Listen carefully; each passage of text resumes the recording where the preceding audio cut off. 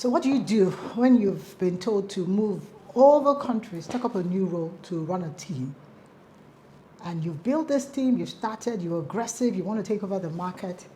And months into doing this, you discover that the company you came to work for is about to go bankrupt, actually has declared for Chapter 11 bankruptcy. What do you do?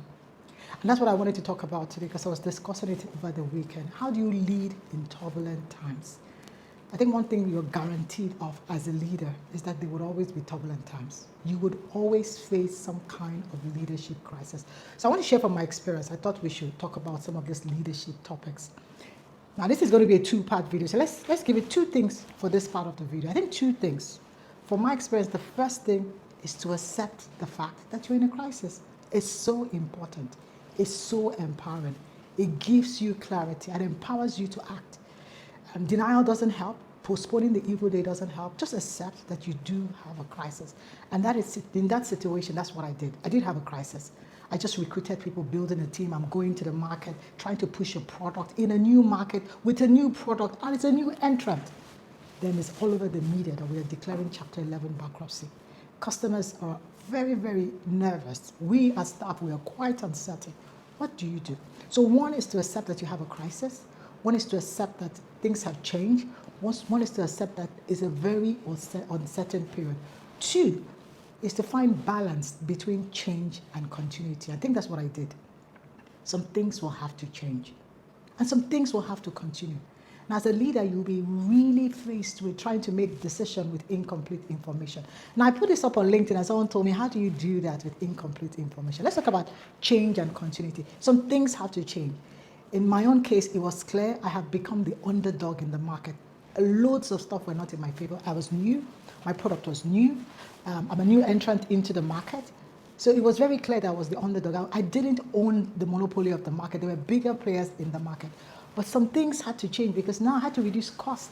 And I had to communicate more. I had to engage to build confidence with those clients I was engaging with. Engage to build confidence with my staff to wade through this uncertain period. Then two, some things, of course, had to continue. Things that we push for that are core, our core values, things that are our strength. I had to ensure they continue, making sure the team is together as one, the vision is clear. Building on and writing on things that are really key to continue is so important. But you'll be making all these decisions with very incomplete data. As someone said on LinkedIn, what do you mean by incomplete data? Because loads of times as leaders, you're planning for the future, but you don't have complete data. A good example, most leaders this year will be struggling with determining what the price for fuel or diesel will be in December. Yes, because you had planned in January your 12 months OPEX cost and the cost for powering some of your facilities.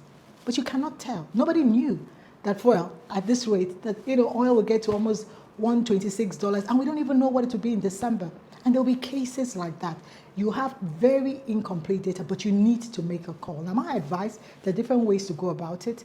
You could do what we call scenario planning. You could, as much as you can, create different scenarios that are possible and how you react, how would you respond, how would you put things in place to address the challenges that will come.